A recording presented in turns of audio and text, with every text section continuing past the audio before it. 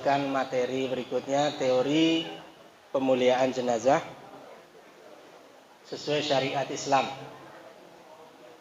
Saya menyebutnya ikramul mayyit, memuliakan, bukan tajhizul mayyit, pemulasaran. Nah, beda itu. Biar konotasinya kita lebih semangat dengan bahasa memuliakan. Jenazah itu dimuliakan dan kita dapat kemuliaan. Kira-kira seperti itu. Jadi ini istilah yang mungkin baru diproklamirkan oleh KPJ. Yang lain belum pakai istilah ini. Maka siapapun yang kemudian menyatakan dirinya pemulia jenazah, insya Allah itu alumni KPJ. Ya, gitu. Baik, 4 kewajiban kita terhadap jenazah muslim: memandikannya, mengkafaninya, mensolatinya, dan menguburkannya. Kenapa dihukumi fardu kifayah? Ini dasar hukumnya. Rasulullah pernah menyuruh harus ada yang turun tangan. Kira-kira seperti itu. Maka tadi istilahnya kalau tidak ada yang turun tangan jadi dosa semuanya. Tugas siapa fardu kifayah dalam memuliakan jenazah ini? Jawabannya adalah tugas orang yang ada di lingkungan di mana mayit itu berada. Bukan menunggu orang yang jauh. Selama ini kadang di masyarakat ada sedikit tertahan. Mau ngurus jenazah, tunggu dulu keluarganya. Ya, suka begitu ya. Kalau ditunggunya dalam waktu yang ditolerir, tidak apa-apa. Karena ngurus jenazah itu dibutuhkan waktu antara 5-6 jam. 5-6 jam kita tunggu keluarganya, tidak apa-apa. Tapi kalau nunggunya bisa sehari, nah ini bahaya ini. Ya. Namanya bukan memuliakan, menelantarkan, bisa jadi. Maka tentu kita pengen ngurus jenazahnya itu baik. Pengurusan jenazah haruslah sesuai tuntunan syariat Islam. Karena dengan syariat Islam yang kita selenggarakan, salah satu maksudnya adalah untuk mengantarkan kondisi jenazah terjaga husnul khotimahnya. Itu yang kita inginkan. Maka wujudkan, segerakannya, jangan menunggu terlalu lama. Bahkan Nabi memerintahkannya agar disegerakan. Wahai Ali, ada 3 hal yang tidak boleh diperlambat. Nah, ini salah satunya, menyelenggarakan jenazah. Maka Nabi menekankan kembali, asra'u bil janazah. Asra'u bil janazah. Segerakan urus jenazah itu. Kalau jenazah itu orang soleh, berarti kalian telah mempercepat kebaikan untuknya. Ini poinnya ini. Kalau kita mempercepat pengurusan jenazah buat orang yang soleh, maka itu merupakan sebuah kebaikan buat si mayit. Tapi kalau bukan orang soleh, tetap harus disegerakan. Ya maaf, bahasa kita itu sudah jadi bangkai. Maka lebih cepat lebih baik. Dan tugas kita semakin cepat selesai, maka beban tanggung jawab kita juga cepat selesai. Maka jangan ditunda. Ada kondisi di mana jenazah itu orang soleh, si mayit itu teriak sebetulnya. Cuman kita budek semua. Karena ditutup kuping kita sama Allah, nggak mendengar. Tapi seluruh makhluk di dunia mendengar. Kecuali manusia. Ini hadisnya. Fa in kanat shalihat. Kalau jenazah itu dari orang soleh, qaddimuni, dia berkata, segerakan aku. Qaddimuni, segerakan aku. Kata si mayit. Hanya saja kata Nabi, kita dibuat tidak mendengar. Wa in kanat ghairu shalihat. Kalau bukan orang baik-baik, si mayit berteriak, ya wailaha aina tadhhabuna biha. Celaka ini, mau dibawa kemana ini? Bahasa kitanya, jenazah itu nggak mau. Oh enggak. Maka ini menjadi penekanan. Ketika mengurus jenazah, segerakan. Karena si mayit ternyata dia orang baik, dia mintanya, buruan, cepetin. Wah, gitu kata si mayit, teriaknya begitu. Semua makhluk mendengar. Lau sami'ahu. Kalau dia mendengar, manusia mendengar, la so'ik, kata Nabi. Pingsan, Pak. Jadi nggak sempat kabur. Pingsan bisa jadi kita. Ya, ya. Jadi ini tidak perlu ditakuti. Ya, bahwa kondisi si mayit teriak. Memang teriak, tapi kita nggak mendengar. Tapi jangan membuat kita jadi takut. Gitu. Ini sebuah upaya saja. Apa yang kita lakukan ternyata itulah yang diharapkan sama si mayit. Maka ada sahabat Nabi namanya Tolha ibnu Al-Bar wafat. Nabi hadir di situ dan Nabi memberikan penekanan kepada keluarganya. Nabi bilang, tidak sepatutnya bagi mayatnya seorang muslim ditahan di antara keluarganya. Itu kata Nabi. Kalau mati siang, kuburkan siang. Kalau mati malam, kuburkan malam. Bahasanya seperti itu. Maka jangan ditunda. Artinya 12 jam. Di antara waktu itu, segerakan. Maka kalau di kampung-kampung itu, karena bukan TPU, kuburannya itu tanah desa, ya, atau wakaf, itu cepat. Mau jam berapa saja, jam 10 malam pun dikubur. Pernah kita ngantar jenazah ke kampung saya, Bobotsari, sampai jam 12 malam, sudah ditungguin di makam, langsung ke makam, dikubur. Ya, tapi di Jakarta ini, ya mohon maaf, memprihatinkan, Mbak. Karena TPU pakai jam kantor. Jam 8 sampai jam 4. Ya akhirnya meninggal malam nggak bisa dikubur. Tunggu besok. Jadi, seharusnya ya TPU mah bukannya 24 jam harusnya gitu ya. Tapi enggak, pakai jam kantor. Masya Allah Bapak Ibu. Waktu yang dibutuhkan ngurus jenazah. 2 jam pertama itu namanya P3J. Pertolongan pertama pada jenazah. Nah, nanti saya sebutkan P3J-nya apa. 2 jam kemudian kedua adalah memandikan, mengkafani. Cukup waktunya 2 jam. 2 jam ketiga, disolati sama dianterin. Nah itu kalau dari awal sudah disampaikan ke TPU, digali, cukup waktunya, 3-4 jam. Jadi kalau menunggu antara 5-6 jam, tidak apa-apa. Ya sambil diurus surat kematiannya. Karena di Jakarta ini TPU itu akan nanya, mana surat kematian. Kalau belum ada surat kematian, mereka nggak bakalan gali, Pak. Ini pengalaman saya. Ya, harus dibuktikan dulu surat kematian. Maka di 2 jam pertama ini diurus surat kematian, P3J namanya. Baik. Ini foto saya dengan anak saya dan tim. Saya sholat jenazah di atas kuburan ibu saya. Karena saya lagi umroh. Tugas saya salah satunya bimbing jamaah umroh. Bulan Ramadan 2017. Ibu saya wafat. Sudah dikubur di kampung, di Purbalingga. 5 hari saya baru ziarah. Karena baru pulang. Apa yang saya lakukan? Sholat jenazah di atas kubur mak saya. Boleh Ustadz? Boleh. Karena Rasulullah demikian. Ketika ada sahabat wafat malam hari, langsung dikubur. Wafat di pagi hari, Nabi bertanya, di mana dia? Sudah wafat ya Rasul. Loh kok saya nggak dikasih tahu? Mana kuburannya? Tunjukkan padaku. Maka setelah ditunjukkan, apa yang dilakukan oleh Nabi? Sholat jenazah di atas kuburnya. Dan ini tidak satu kali, beberapa kali. Dan itu juga dilakukan oleh para sahabat. Maka saya mengambil pelajaran ini. Kubur segera. Nggak usah nunggu saya. Begitu sampai di kuburan ziarah, saya sholat jenazah. Maka ini bisa jadi tip buat keluarga yang jauh tanpa harus ditunggu. Nah tadi Pak Bu, yang jenazah diantar pakai peti, itu ternyata nunggu anaknya. Daerah sana Pak, Ciputat. Saya ngurus jenazah di Ciputat. Nunggu anaknya dulu Ustaz. Ya udah kita tunggu. 13 jam baru nyampe Pak. Belum ada tol Cipali. Bu, maaf dimatiin aja Bu. Ibu, matiin aja. Sampai di sini, kata anaknya, Ustaz, minta tolong diantarin ke kampung. Diantarin ke kampung. Berapa jam lagi? 13 jam lagi. Kita pakai peti, Bu, sampai sana. Pinjemin petinya. Dibukalah petinya, mau diganti keran dari kampung. Begitu mau diangkat, supir saya kaget.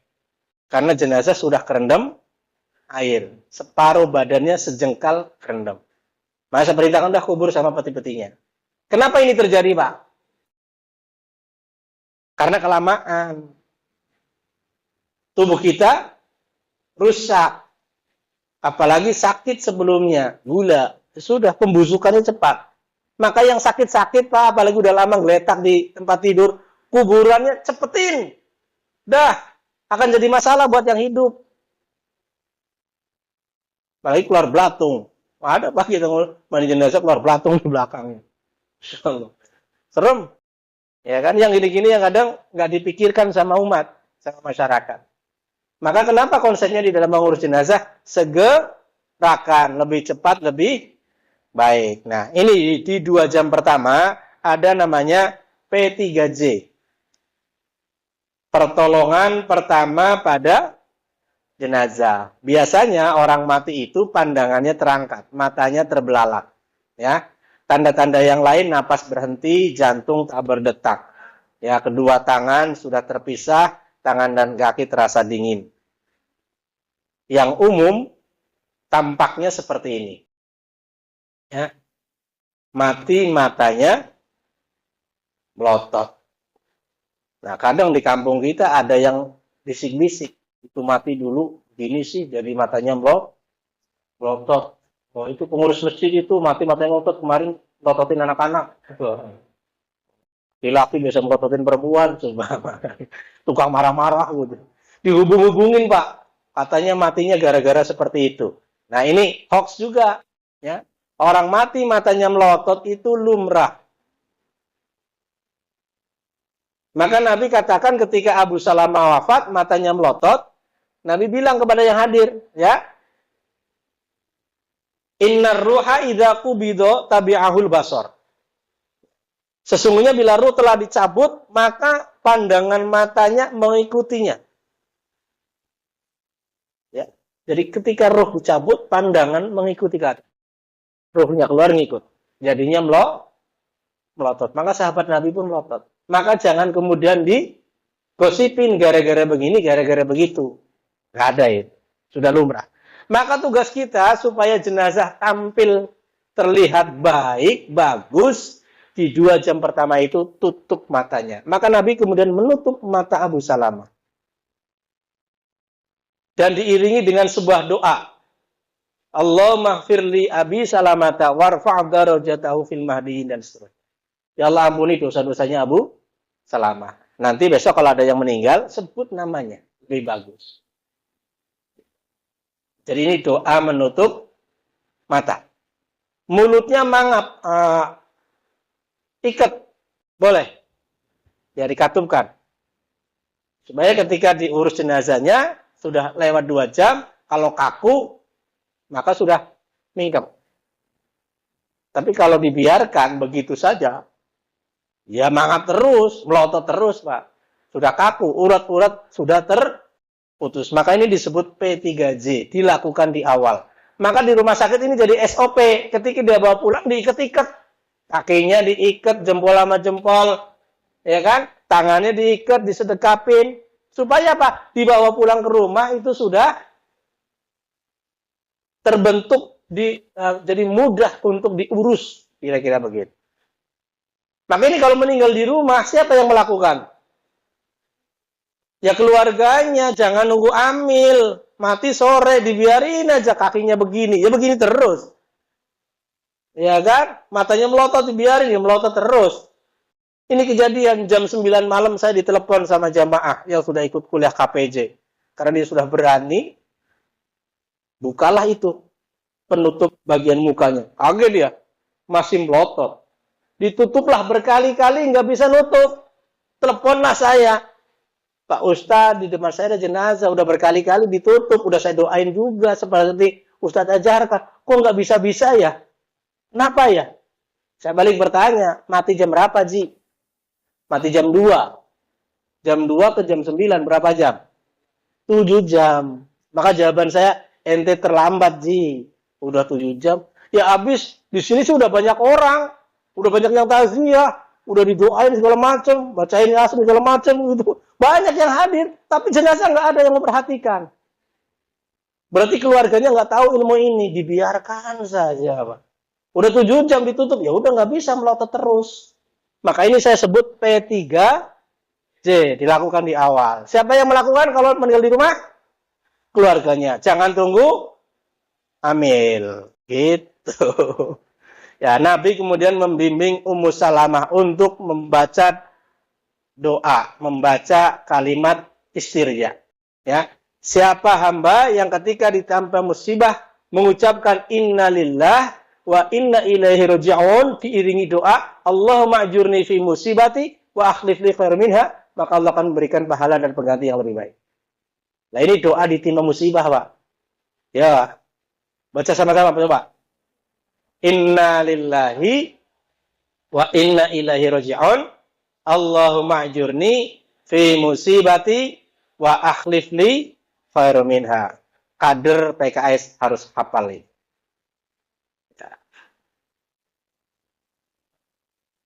Ini penjelasannya.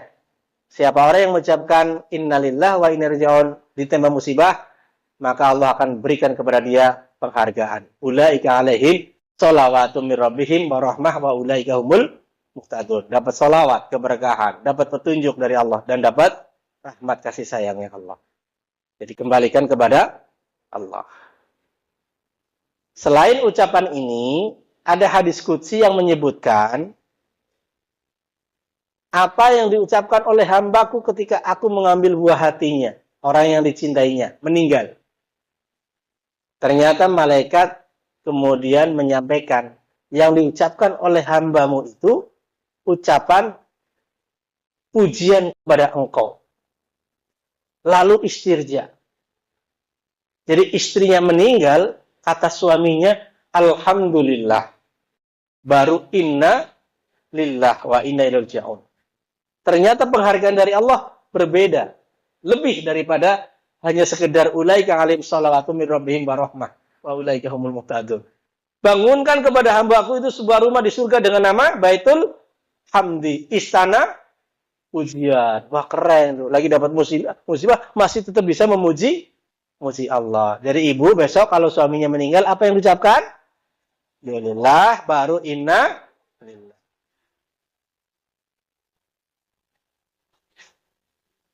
Kaget orang lu, itu bininya kayaknya seneng bener. Maka cara mengaplikasikannya ibu, jangan kenceng-kenceng alhamdulillahnya gitu. Jangan kedengaran orang. Cukup ibu dengan Allah. Udah. Untuk menata hati, menata pikiran.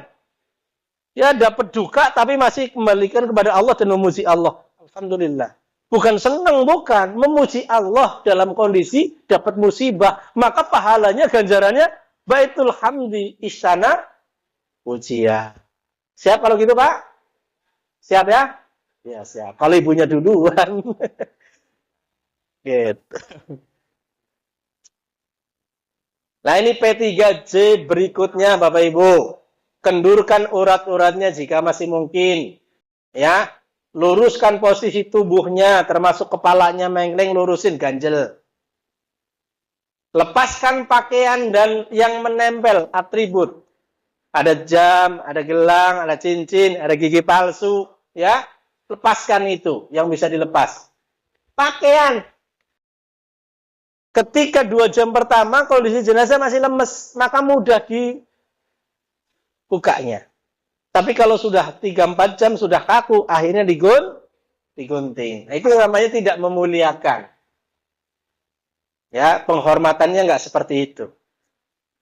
Jadi ini P3J namanya. Ya, sedekapkan tangannya seperti orang sholat. Ya, tapi sudah kaku Ustaz, udah nggak bisa, udah biarin apa adanya. Ya, terbujur di kanan kiri.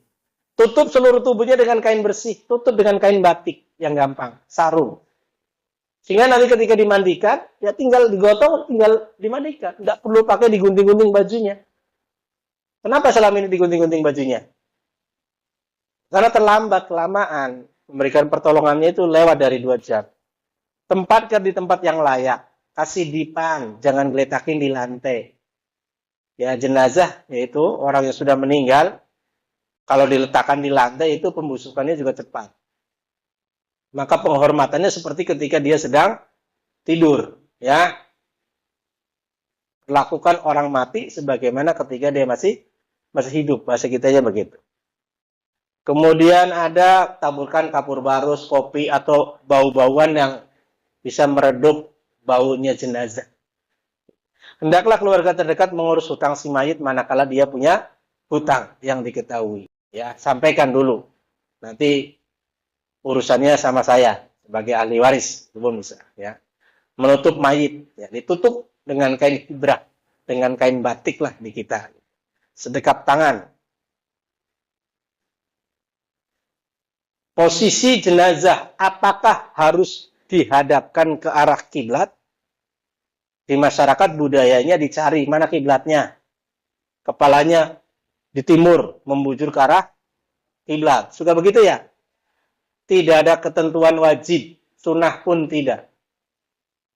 Terus bagaimana Ustadz? Ya, mau ngadep kemana aja, nggak apa-apa. Boleh. Tidak ada larangan. Kasihan yang rumahnya RSSSS. Ya, nutupin pintu nanti kalau ngadepin kiblat. Nah, jadi jangan kemudian diperlakukan harus ini ngadep kiblat. Mandi jenazah, bak mandinya salah ini, harusnya ngadep kiblat ke sono. Pernah kita begitu Pak diatur sama keluarganya. Ya akhirnya kita ikutin aja lah daripada berdebat. Pindahin tuh bak mandinya ke arah ke kiblat. Begitu diarah ke kiblat, itu pembuangan airnya, kotorannya bisanya masuk ke rumah. Akhirnya kita tanya, Bapak mau terusin? Ini airnya masuk ke rumah loh kotorannya. Ya udah balikin lagi. Tadi ngatur-ngatur. Nah, jadi banyak budaya yang ada di masyarakat yang justru malah merepotkan kita. Harus begini, harus begitu, padahal bukan syariat.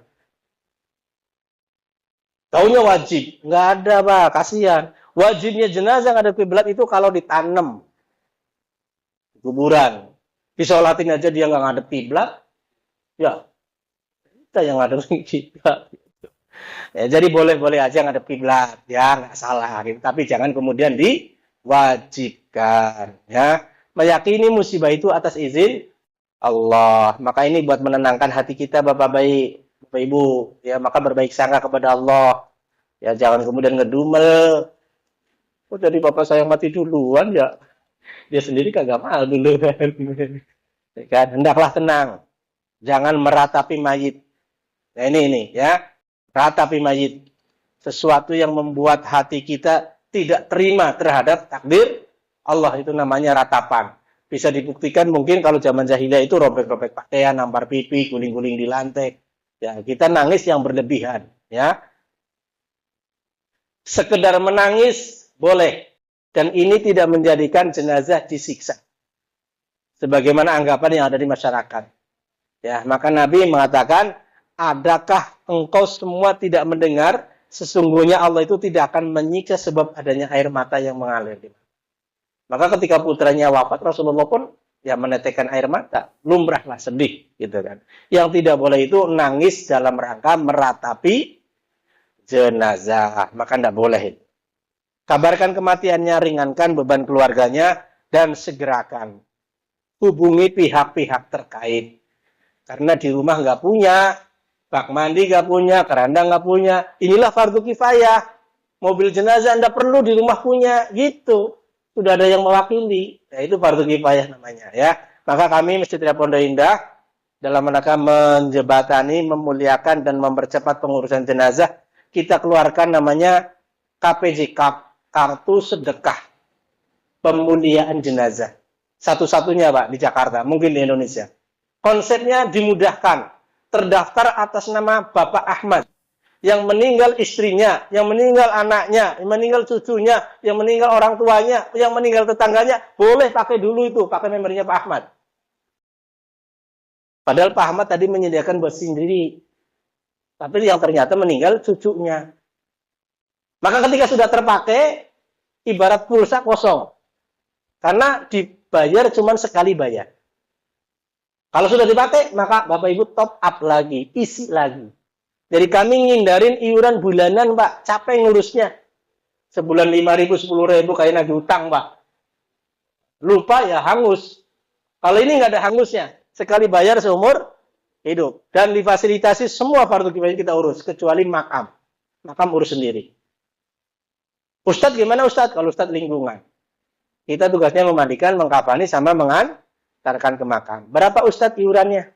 Ini Pak, sekali bayar seumur hidup. 1.750.000.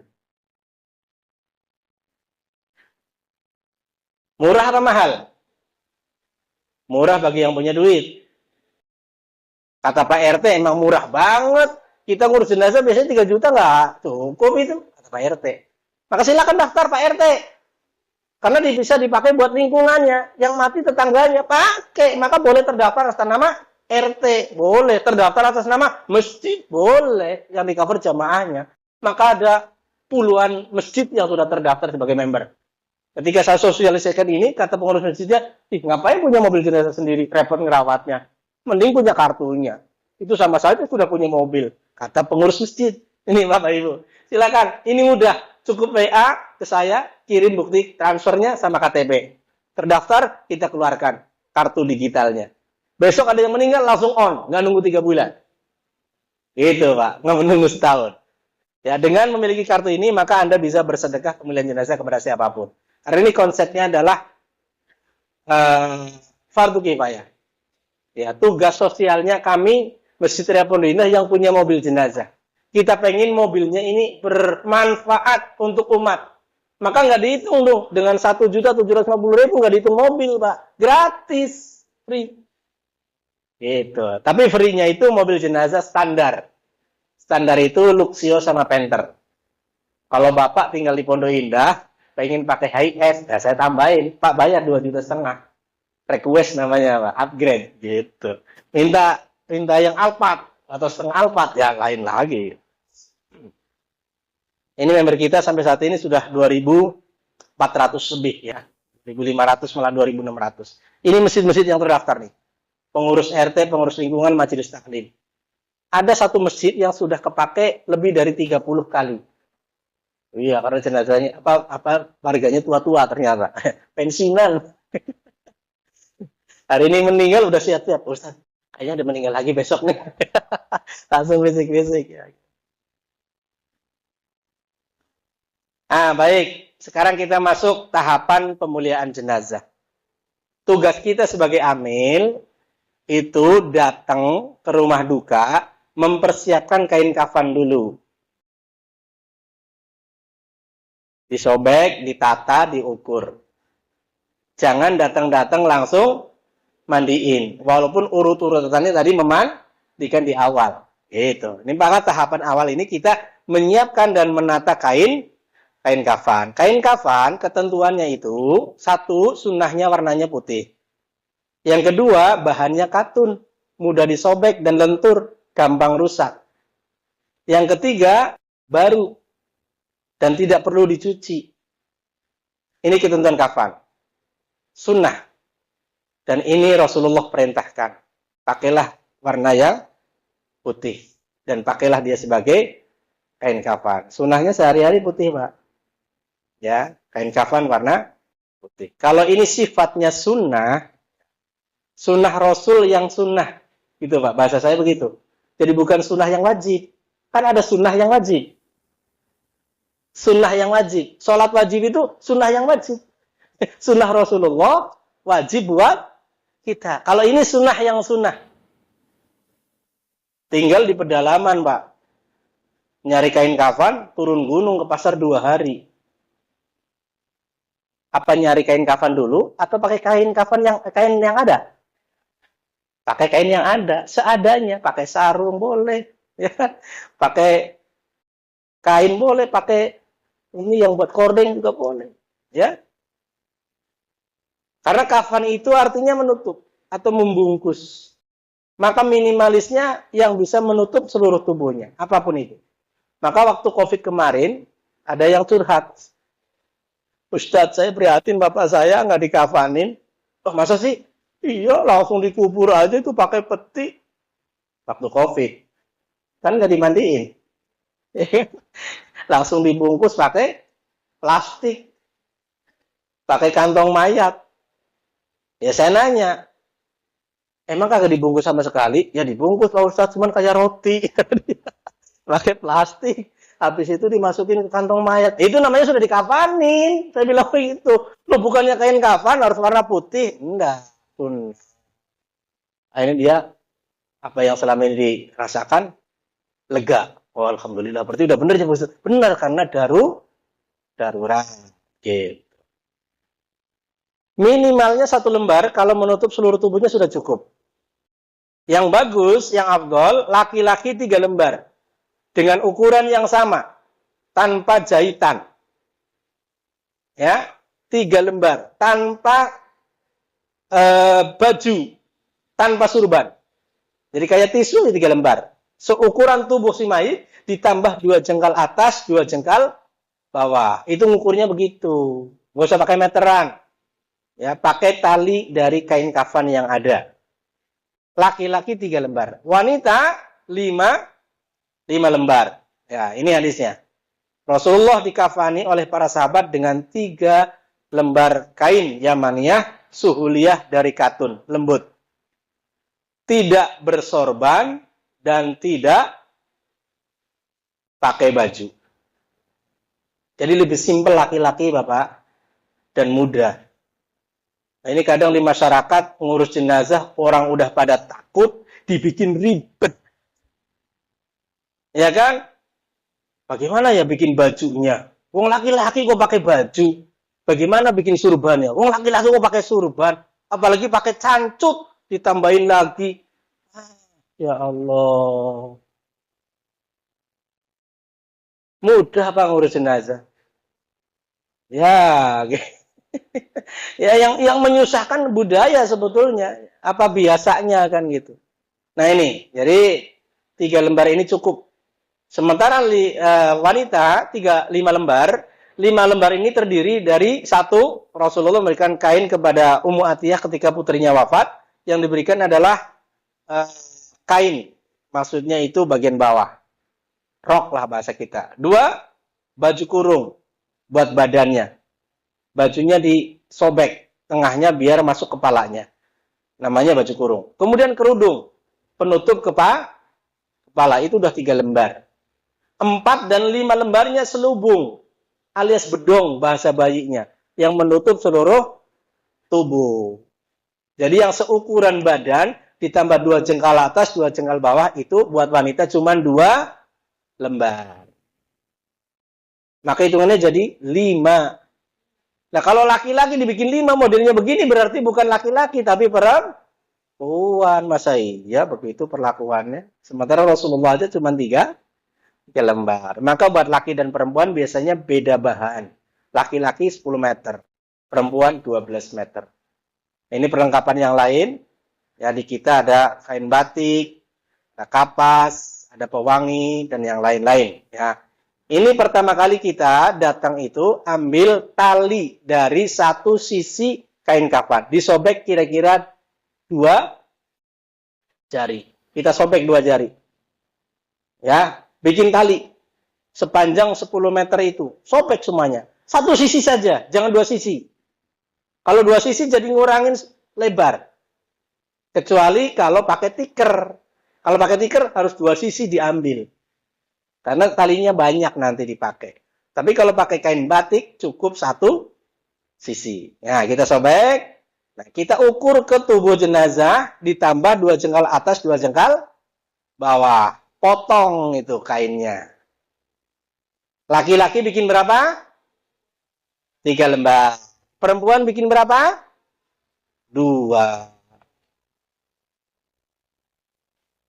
Kan yang ini, yang seukuran badan. Ya, kita ukur sekarang. Ya, kita pasang di sini. Di atas kain batik. 2 kain batik kita tata. Tempatkan 5 talinya di sini. 1 kepala, 1 di kaki. Nggak usah panjang-panjang. Segini aja. Ya, setengah meter lebih, 60-70 cm. Yang 3, 1 di sisi lutut, 1-nya lagi di bawah tangan, 1-nya lagi di atas tangan. Dan talinya diposisikan panjang ke sebelah kanan. Karena nanti ngikatnya di sebelah kiri tubuh si mayit. Sehingga tidak perlu narik-narik, Pak. Ya, nanti kita praktekin. Kemudian bentangkan satu persatu, satu lembar serong ke kanan. Kenapa serong, Ustadz? Karena kain kafan kalau katun rata-rata lebarnya 1 meter 10 cm. Kalau ditata 3 langsung nggak muat. Kecuali yang 1,5 meter. Nah, yang 1,5 meter itu bukan katun. Susah disobek. Biasanya begitu. Yang kedua, serong ke kanan. Bagian kepala itu yang lebar, badan. Bagian kaki sempitin aja. Yang ketiganya, posisi di tengah-tengah. Sudah cukup 3 lembar. Ya, di bagian bokong mengantisipasi keluar kotoran lagi setelah dikafani, maka dikasih pempes dari kapas. Letakin kapas di sini. Di bagian bokong. 60-70 cm. Taburkan wangi-wangian, sunnah. Maka taburkan biasanya bubuk cendana sama kapur barus. Taburkan di situ. Semprotkan minyak wangi. Yang kami gunakan minyak wangi ini. Seluruh kain kafannya disemprotin. Aromanya wangi roboh. Ya, atau kasturi. Ya. Kemudian setelah itu, karena mau dimandikan, kain kafannya biar tidak terbentang, maka dilipat-lipat. Jadilah bentuknya seperti ini, Pak. Kalau pakai tikar nggak bisa seperti ini, masih kelihatan. Ya, kita angkat jenazahnya, kita gotong lemak untuk dimandikan. Nanti setelah dimandikan, ini baru digelar kembali. Nah, sekarang yang wanita, 5 lembar ini. Kita lihat langsung gambarnya. Yang 2 lembar adalah selubung, menutup seluruh tubuh, ukurannya tambah 2 jengkal atas, 2 jengkal bawah, kemudian kerudung segitiga, ya, segi 4 dibuat segitiga, lalu baju kurung dilobangin di bagian kepala, lalu terakhir bagian rok di bawah. Penempatannya menyamping kanan kiri. Jadi 5 lembar kami buat bentuknya seperti ini, ya, tanpa cancut karena cukup dengan kapas digeletakin. Tapi yang biasa pakai cancut silahkan monggo. Tapi yang baru mulai belajar saya nggak ajarkan. Ya, nggak perlu itu. Ya. Nah, ini kemudian kita hamparkan kapas bagi pembalut, bubuk cendana, kapur barus. Nah, ini kita tidak rekomendasikan seperti itu. Kayaknya Mbak bukan ini. Tuh. Bukan ya. Nah, ini sama dilipat. Ada di masyarakat sudah haji, sudah umroh, pengennya kain kafannya dari kain ihram. Boleh nggak dipakai? Laki-laki ya Bu, perempuan nggak punya itu. Jadi jangan sampai ibu-ibunya minta kain ihram. Mana ada? Ya, ketentuan kain ihram dipakai buat kain kafan adalah manakala matinya sedang berihram. Ini ketentuannya Pak. Berarti di mana matinya? Mekah atau Madinah, pas lagi ihram. Kalau matinya nggak ihram juga nggak bakalan dipakein pakai kain ihram. Nah ini kadang maaf di kita ini latah. Mana kain ihramnya sudah umroh, matinya tahun 2000, hajinya tahun 70, udah buluk. Ya tidak ada ketentuan buat yang sudah haji, sudah umroh wajib pakai kain ihram. Sunnah pun tidak. Maka jangan menyulitkan kita. Kira-kira begitu Pak. Sudah wasiat Ustadz, wasiatnya tidak harus ditunaikan. Gitu. Ini penanganan jenazah yang berbeda. Ya, tidak standar Bu. Matinya kecelakaan atau matinya penyakit yang rusak tubuhnya. Itu biasanya kita tambahkan underpack. Minta kepada keluarganya. Atau pakai plastik, ya plastik bening yang lebarnya bisa 1 meter. Nah, itu buat pelapis di antara kain kafan yang ada. Biasanya kita lapisin di antara kain kafan. 2 kain kafan, kemudian plastik, baru di atasnya kain kafan lagi. Seperti itu. Tahapan kedua yang dikerjakan adalah memandikan jenazah. Kita siapin peralatannya Bapak Ibu. Kita siapin bak pemandian. Kalau di Jakarta sudah nggak pakai gedebong pisang lagi. Ya, kalau di kampung dulu, ya mungkin sampai sekarang juga masih ada yang pakai gedebong pisang. Ya, gitu. Apakah wajib ini gedebong pisang? Ya tidak. Maka ada di kampung Ya, sebelum pakai gitu bohong pisang dipangku. Adat budayanya dipangku. Maka ketika dipangku yang sejenis, Pak. Tidak boleh anak laki mangku ibunya. Kemudian dia yang memandikan. Nah, ini pernah Pak kasus di kita, Pak. Ya, di Jakarta Utara. Kita dipanggil untuk tugas. Ternyata di sana keluarganya siap mangku. Ternyata yang mangku anak laki-laki semua. Yang meninggal ibunya. Ya tim saya kaget. Waduh, gimana mau mandiin? Saya juga kikuk. Dan secara syar'i nggak boleh. Tapi keluarganya tetap kekeh. Ini sudah budaya adat kami, Pak. Jadi kami harus begini. Oh siap, kalau begitu saya telepon dulu Ustadz saya. Teleponlah saya sebagai ketua. Nah, akhirnya saya sampaikan, Bapak benar mau teruskan cara begitu? Iya Pak, maaf. Kalau Bapak kencang seperti itu, silakan Bapak urus sendiri. Saya perintahkan tim saya pulang. Apa yang terjadi begitu saya bilang begitu? Bingung mereka, lalu siapa yang mandiin, siapa yang ini, akhirnya mereka rembukan, sudah kami serahkan dah. Coba kalau dari tadi, kan enak. Kita ngurus sesuai syariat, bukan budaya. Gitu Pak Bu. Ya, jadi silahkan ya. Kalau kita sudah alat seperti ini, lebih bagus, lebih enak. Udah ditata begini mau dipangku lagi. Ya Allah. Kita siapin ember gayung, selang, gitu ya. Nah, tirai, penutup. Nah ini kalau sudah jadi member Pak sudah dapat semua, termasuk ini tandu buat ngangkat. Nah ini kadang di masyarakat gotong jenazah nggak pakai alat begini, waduh susahnya kayak apa.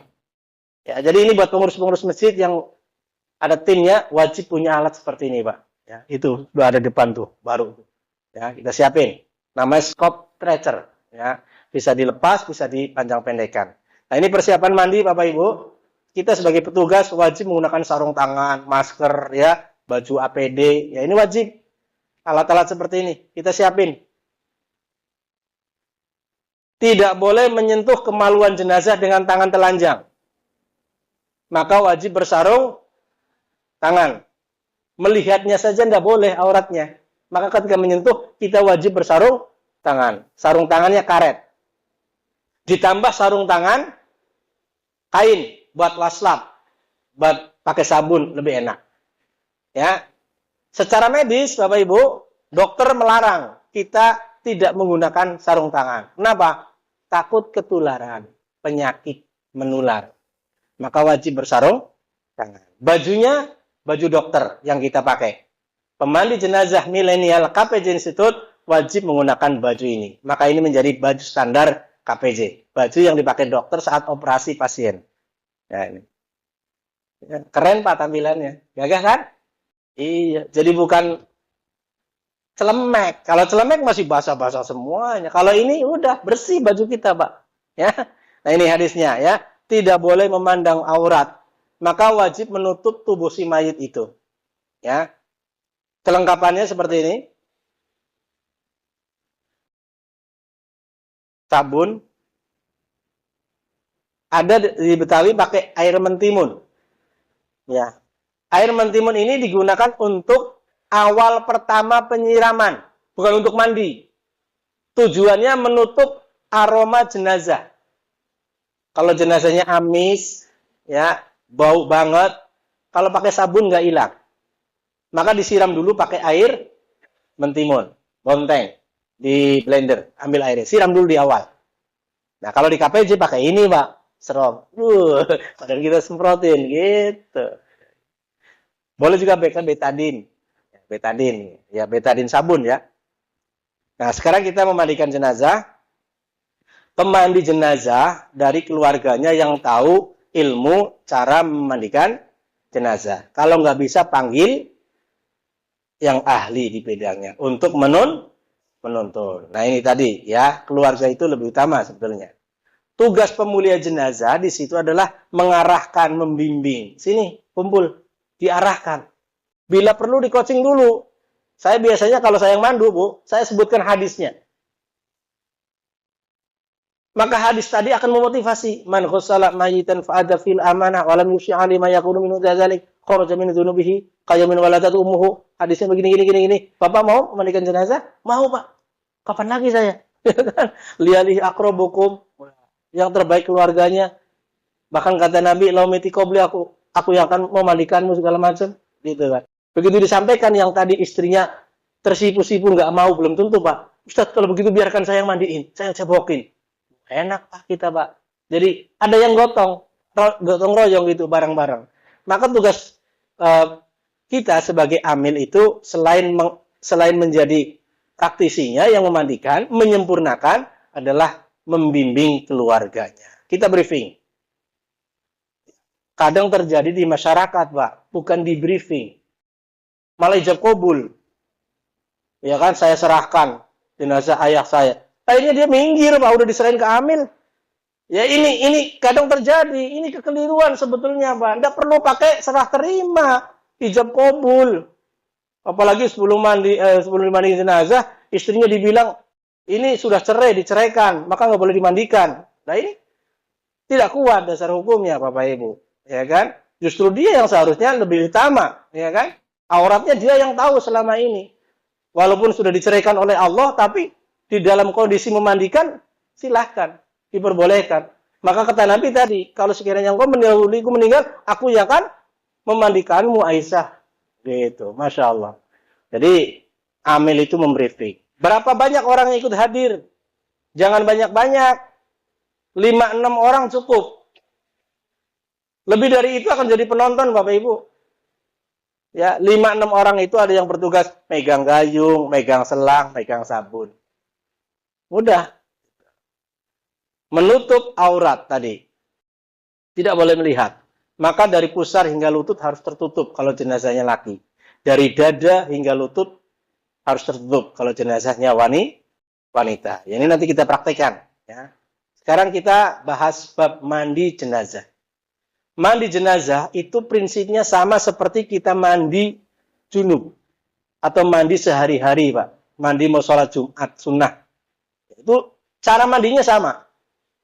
Ini ada 16 macam mandi syar'i, Bapak Ibu. Di dalamnya nomor 8 mandi jenazah selain mati syahid. Mati syahid tak dimandikan, langsung dikubur. Tapi mati normal, cara mandinya sama seperti mandi junub. Sama seperti mandi mau sholat hari raya. Sama mandi seperti mau ikhram gitu, sama Pak. Ya. Jadi kalau konsepnya sama Bapak Ibu, berarti kita udah bisa sebetulnya. Tinggal dipraktekkan aja gitu. Nah ini cara mandi junub versi Nabi. Versi Nabi itu diawali dengan istinja, lalu berwudu, lalu gebyar-gebyur disiram seluruh tubuhnya. Ini versi Nabi. Nah versi kita kadang mandinya asal mandi, langsung gebyar-gebyur. Akhirnya wudunya belakangan. Ini mandi versi kita. Dua-duanya sah. Tapi yang utama mandi versi Nabi. Ya, jika sudah dimandikan, ya, jika kamu selesai membersihkan bagian bawahnya dengan bersih dan dengan air dan bidara, maka wudukanlah seperti wudu sholat. Lalu mandikanlah dia. Ini urut-urutannya jelas, Pak. Ya, maka prosesinya seperti ini. Jangan dibalik wudunya belakangan. Ya, kalau wudunya belakangan dianggapnya jadi suci, tidak boleh disentuh lagi sama orang lain. Nah, gitu. Nah, ini cara memandikan jenazah. Cara memandikan minimalnya adalah meratakan air ke seluruh tubuh. Dan yang sempurna adalah mencuci dua auratnya, dua kubul dan dubur, ya, lalu menghilangkan kotoran dari hidungnya, memwudukannya, dimandikan dengan daun bidara, dan disiram 3 kali dengan air. Bapak Ibu kalau mandi junub di rumah ternyata punya kolam renang, habis niat langsung celup keluar, sah nggak? Itu minimalis. Ya, yang maksimal Bapak pakai sabun, terus sabunan, celup lagi kan? Keluar lagi, kusuk, celup lagi. Itu kalau punya kolam renang. Ya kalau nggak punya kolam renangnya pakai sofa atau pakai gayung, digayungin dulu itu seluruh tubuh si mayit, pakai air. Baru disabunin, guyur lagi, kusuk, hilangkan sabun sisanya, baru siram lagi. Kata Nabi begitu, mandikanlah minimal 3 kali. Kita lebih daripada itu, Pak. Bisa 5 kali, bisa 7 kali. Ini hadisnya. Mandikanlah dia 3 kali atau 5 kali atau selebihnya. Jika memang dipandang perlu, dengan air dan sidr daun bidara. Dan jadikanlah siraman terakhirnya dengan air yang dicampur kapur barus. Ini bedanya, Pak. Mandi junub sama mandi jenazah. Kapur barus itu. Kita orang hidup mandi terakhirnya pakai kembang. Giliran mati terakhirnya dimandiin pakai kembang. Itu budaya, Pak, bukan syariat. Ya, syariatnya pakai kapur baru. Wanginya begitu. Bila jenazahnya wanita, kami mengepang rambutnya menjadi 3 kunciran. Nah, ini bedanya jenazah laki sama perempuan. Di kepangan belakang, rambutnya panjang. 3 kunciran. Itu. Niat memandikan jenazah. Ikutin saya. Bismillahirrahmanirrahim. Saya niat memandikan mayit ini. Fardu kifayah. Karena Allah Ta'ala. Pakai bahasa Jawa juga boleh. Niat ingsun inyong ngedusi ke mayit. Fardu kifayah karena Allah Ta'ala. Sah. Tidak harus bahasa Arab. Kalau saya ajarin bahasa Arab, besok lupa apalagi tahun depan. Laki nawaitul husla li hadzal mayit. Perempuan nawaitul husla li hadzal mayitati, udah beda itu. Ya kan? Niat itu amalan hati, Pak. Maka boleh dengan bahasa sehari-hari. Tidak harus bahasa Arab. Itu. Gampang apa gampang? Gampang, udah. Itu, Pak. Jangan dipersulit dengan bahasa Arab. Ini mandiin jenazah sudah serem, sudah takut. Niatnya nggak hafal, Ustadz. Apalagi doanya banyak banget tuh. Kepala, doanya lain. Kaki, doanya lain. Ya Allah, maka kenapa jadi disusah-susahin sih? Nggak ada aturan begitu, Pak. Bu, jangan dipersulit. Ya, doa bagi si mayit cuma satu. Allahumma gfir lahu, warhamhu, wa'afihi, wa'fu'anhu. Selesai. Nabi tadi menuntun kita ketika menutup mata Abu Salamah, apa doanya? Allahumma gfir li Abi Salamah, Allahumma gfir lahu. Maka itu berlaku sampai kiamat. Ya, maka ketika disolatin Allahumma gfir lahu, dikuburin Nabi perintahkan istaghfiru li akhikum. Allahumma gfir lahu lagi sampai kiamat yang ditunggu Allahumma gfir lil muslimina wal muslimat. Gampang apa gampang? Dah, jangan dipersulit, Pak. Mandi jenazah dengan doa yang banyak, kepala, badan, kaki, lain. Saya pernah dikasih begitu, Pak. Saya, nggak usah lah. Ngapain nyusahin aja. Ya, baik. Ini cara memandikan jenazah. Mulailah dengan anggota badan sebelah kanan dan anggota wudhunya. Ya, sunnah-sunnahnya bagian kanan-kanan dulu, Pak. Siramnya. Disabunin juga begitu. Ya, ini tata urutannya. Nanti kita praktekin langsung. Ya, kalau dijelasin satu persatu agak repot. Istinja. Ini yang agak rumit. Mengistinjakan jenazah. Nyebokin. Konsepnya yang namanya nyebokin itu sama seperti kita nyebokin diri sendiri. Bapak mandi junub, kebelet. Apa yang dilakukan? Tekan perutnya. Biar keluar. Kalau kebelet. Kalau nggak kebelet, ditekan nggak? Yang enggak, cukup dilap-lap saja. Itu konsepnya sama kepada jenazah. Maka tidak boleh menyakiti jenazah dengan cara apa? Ya Allah, ditekannya kenceng, kagak keluar, dikorek-korek. Apalagi pakai selang dimasukin. Itu namanya nyakitin mayit. Bukan memuliakan. Nggak begitu caranya. Berarti nggak paham dia cara memandikan jenazah. Konsepnya sama seperti memandikan orang hidup. Wong nggak keluar kok diteken-teken, dipaksa-paksa sampai dikorek-korek, nggak paham ya, tentang fikih memandikan jenazah. Nggak boleh, Pak. Ya. Ustadz, ini jenazah kotorannya keluar terus. Nah, lain ceritanya. Kalau keluar kotoran terus berarti maaf, itu tubuhnya sudah blong. Tahu blong, Pak? Bolong, dah. Lah kalau sudah bolong ya keluar terus. Gimana caranya biar nggak keluar? Pampetin gitu. Kasih kapas terakhir. Ya sesuatu yang tidak keluar dari dalam perut kita bukan kotoran. Bapak juga kemana-mana bawa. Bukan kotoran, Pak.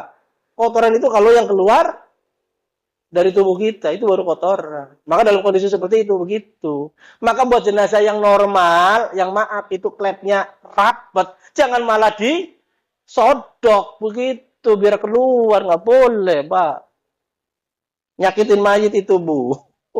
Ya, ini konsep di dalam istinja namanya. Bukan mengeluarkan kotoran, bukan, salah.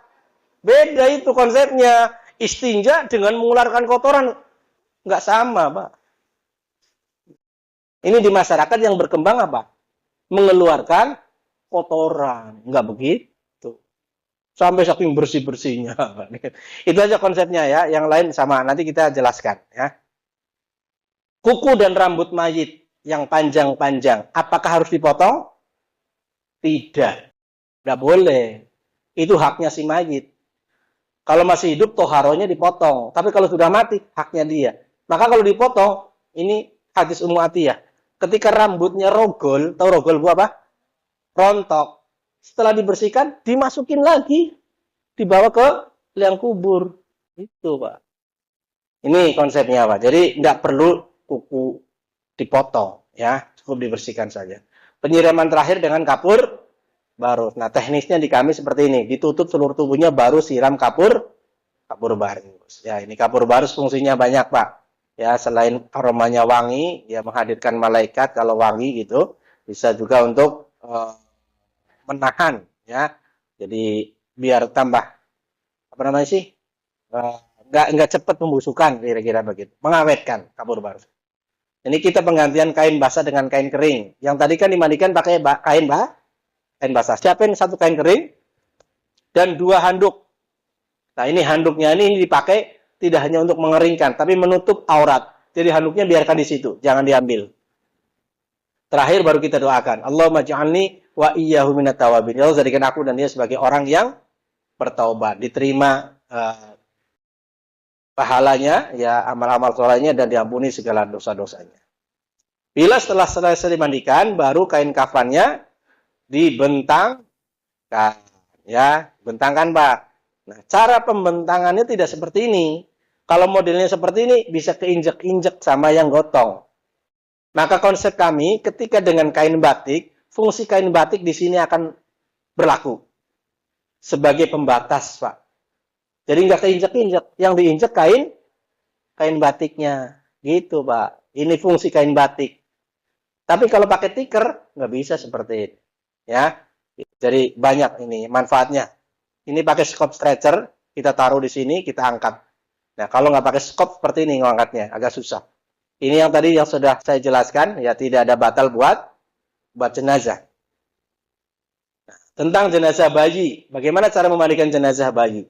Nah, bayi ini kalau kegugurannya belum sampai 4 bulan, berarti masih janin, belum ditiupkan ruh. Maka tidak perlu dimandikan, tidak perlu disolati. Ya cukup dibungkus, kubur. Tapi kalau sudah lewat 4 bulan, berarti sudah ditiupkan ruh. Nah, maka pelaksanaannya fardu kifayahnya lengkap. Jenazah para syuhada, mati syahid dalam peperangan murni, ya mati syahid. Contoh, makam syuhada Uhud, 70 sahabat Nabi dikuburkan dalam satu wilayah, satu tempat. Tanpa dimandikan, tanpa dikafani, tanpa disolatkan. Nah, ini perlakuan khusus. Bolehkah wanita sedang haid memandikan jenazah? Boleh. Tidak menjadi syarat pemandi itu harus suci. Baik dari hadas besar maupun hadas kecil. Maka ketika dimandikan, ya tidak ada kewajiban harus wudu dulu. Gitu. Nah ini kadang di masyarakat wudu dulu, biar ini segala macam. Ya mungkin lebih kepada adab. Ya lebih hati-hati gitu kan. Baik, usai mengurus jenazah. Bagi yang terlibat memandikan jenazah dan ikut hadir di situ, maka ada ketentuan sunnah mandi setelah memandikan jenazah. Sunnah yang sunnah lagi. Ya kan? Perintah yang sunnah. Ini nomor 9. Mandinya orang yang memandikan jenazah. Apakah harus setelah memandikan pulang langsung mandi? Ya tidak juga. Ya. Kalau sehari mati ada 10 kita urus, masa 10 kali kita mandi? Enggak. Kan gitu. Nah ini tahapan ketiga mengkafani jenazah. Ini nanti kita langsung praktek saja Bapak Ibu. Ya. Mungkin saya akan panggil tim KPJ. Silakan masuk ke dalam untuk kita praktekkan bagaimana cara memuliakan jenazah dari awal. Terima kasih.